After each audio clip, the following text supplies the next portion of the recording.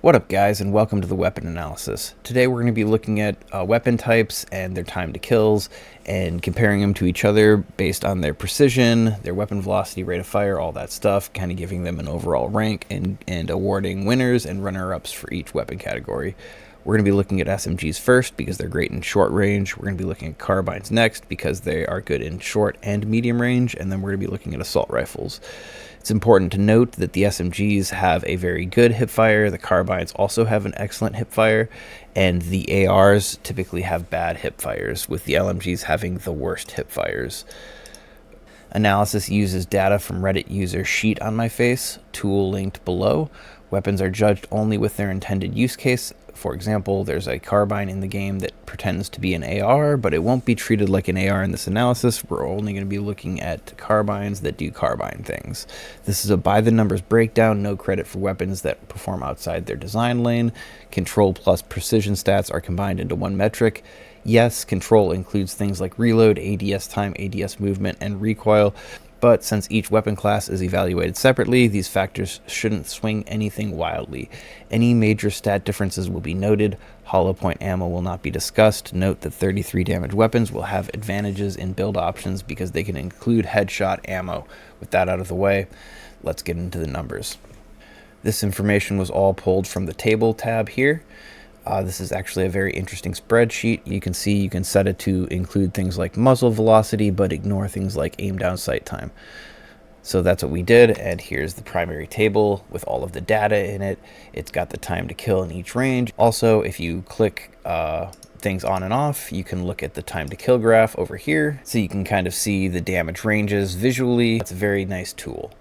So getting right into it, we've got the SMG table pulled in here. We have all of the time to kills for all the ranges. What I did was I pulled out the time to kill for the relevant category so we can look at it individually. I pasted it down here, and I sorted it by fastest time to kill. So this is the weapon in close range, 0 to 9.5 meters. You'll see the TTK difference here. So it's all based off of the one that has the 0. So it's based off the SCW-10 in this case. We can see how different each one of the other guns are, how close the other guns come to having the best time to kill. I also included the percentage for that here. So for example, the SCW-10 has a 0%, meaning it's the fastest time to kill.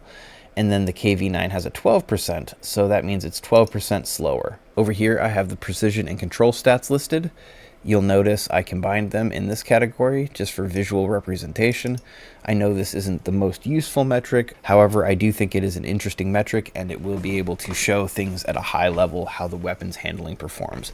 A higher number means that it performs very well. So now we can get over here where we can look at each weapon. You'll notice, just for example, the SGX, it goes all the way across, it's aligned up, but we can see it a little bit more clearly here. The SCW-10 has the top time to kill. Instead of trying to figure out what these numbers mean, I went through and interpreted them for us. So if it has a top time to kill, it'll say top. If it's super pro, it'll also have a pro category, bad, very bad, good, all of these things kind of in a severity scale. So with that understanding, just for example, I didn't want to make the top one here the top. Because yes, 30% away from the top time to kill seems like a lot, but it's not fair to compare all the other SMGs to the SCW-10. It's sort of an outlier. So it's my best judgment on how to rate these times to kills. Also, 250 milliseconds is very fast. So it's still a super pro time to kill. That's how we're going to do it. SCW-10, top time to kill. Notes, bad meg, bad handling, but it does have a predictable recoil map pattern. That's going to be important to note because the weapon is going to be compared to the KV9. I believe the SCW-10, top performer, is just going to be better. So we'll see that the SCW-10 and the KV9 both have bad clip sizes, but the SGX has a good clip size, and the rest of them actually have good clip sizes. So just excluding those weapons, the SGX has a very good time to kill, 34%. Everything's going to be graded against that. The PW5 has a 40%, so that's super pro. And now we've got 11% difference on top of that, so that's going to be good, good. Drop down 56, we're going to go bad. 66, very bad. All right, looking at the next range, 9.5 to 21.5 meters. We've got SCW10 at the top. We've got KV9 at the top. SGX Super Pro, and then we got Pro, Pro, Pro, Pro, Bad. So which one's the best weapon, right? Well, pretty clearly the SCW10, top of the ranks, predictable recoil pattern, only really held back by its mag size here. It's going to be a very top weapon in close ranges. Nothing really can compete against this stat line. However, it is important to note that with a normal clip size, the SGX does seem to be better than the rest of the group. It's got great handling stats, somewhat low weapon velocity, but with a high rate of fire. This weapon's going to be super pro time to kill, super pro weapon overall. 10 out of 10, would recommend both of these weapons. All right, getting into the carbines, we can see I've got 3 different ranges here, 0 to 9, 9 to 21, and 21 to 36. So these ranges represent the carbine's most effective range. It's got fast ADS time, it's got good hip fire. We're going to be looking for a weapon that performs very well in these 3 ranges. Probably the most emphasis will be on the close range. So let's go ahead and look at the close range first. We see the SGX top of the ring. We've got a Super Pro for the M417. We've got Pro for M4A1 and Pro for the SOR. Looking a little bit more closely at the top weapon here, it's got high control and precision.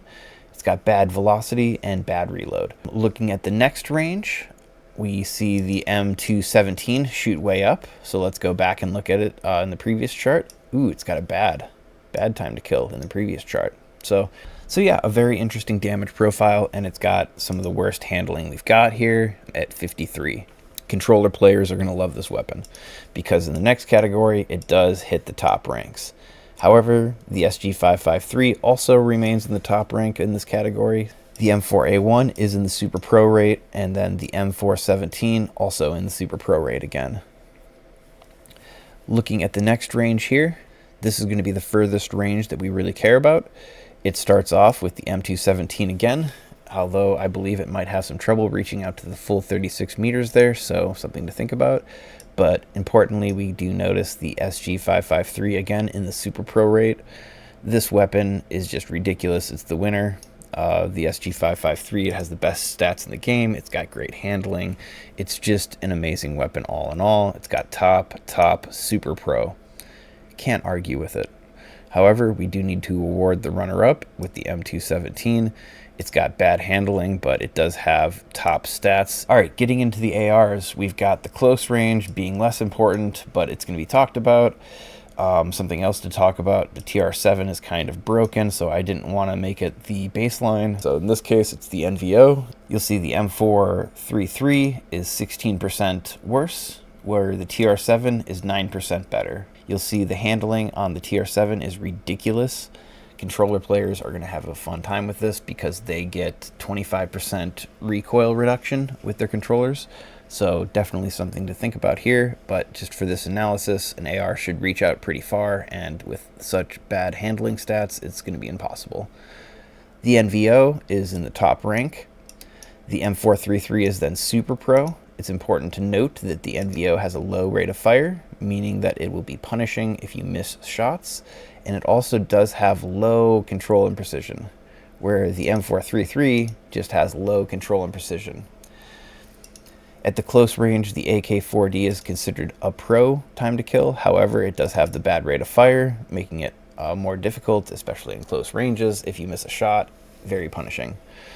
The Cord and the B36 both have good time to kills, with the L38 being decent. The SOR 553 is just bad. I should also mention now, I included the AR style LMGs in this analysis. It's highlighted here in blue. We can see that the DRS has pro time to kill, and the RPK has a super pro time to kill at this range. Some other things to note about the DRS: it has a bad hip fire because it's an LMG, it has high control and precision stats, and it has a nice rate of fire. Looking at the next damage range, We've got the TR7 in the top rank again, as usual. The M433 and the AK4D will both be in the Super Pro range, where the B36 will be Pro, Cord will be good, and VO drops all the way down to good, and the L85 is in the good range. Looking at the DRS, it is now Super Pro, and the RPK is just super bad. When looking at the RPKM in comparison to the rest of the assault rifles, it's just bad for the rest of the time. Looking at the next damage range, it goes TR7 in the top, M433 in the top, B36 and Cord are both Super Pro, and this is the target range, so something to definitely consider here. The AK4D goes Super Pro here as well, and it's important to note that the AK4D has a single fire mode, which is super good, making it more like a designated marksman rifle. It just adds weapon flexibility. The DRS now has a super pro time to kill. Not quite top, just off by 6%, but definitely super pro and a weapon to consider for sure. And then in the final ranges for the AR, it goes TR7 and M433, although I don't think these weapons can quite reach out that far. Maybe the M433 can, but probably not all the way to 75 meters. But then we've got the B36, the AK-4D, and the Cord all having super pro time to kills, and the L85 having pro with super high weapon velocity and higher control and precision stats. The L85 is definitely a force to be reckoned with here. That brings us to the winners. I actually have a few winners and some runner-ups. The M433 is going to be your winner. It's got super pro, top, and good enough handling stats. I mean, it's just a great weapon overall. But the DRS is going to be better than any of the ARs. It's just a better weapon. So if you're looking at the ARs by the stats, the M433 is the best in close range. TR7 probably the best in close range for controller players. But then as far as the DRS goes, anything out, past 9 meters, it becomes just the best weapon in the game. The DRS is crazy. Also, some weapons to consider here. They're both pretty much identical. They have very similar time to kills across the board. We got good, super pro, good pro, super pro. Very similar across the board. Cord is going to have better handling stats, whereas it has worse velocity, better fire rate, and a worse reload speed, but very similar stat line. In summary, let's look at the SG553, the DRS, and the SCW10, and why not also look at the M433. Here's your time to kill. You can see they're all very good. These are the 4 weapons I'd recommend. So yeah, that's the weapon analysis by the numbers. That's it. Thanks for watching.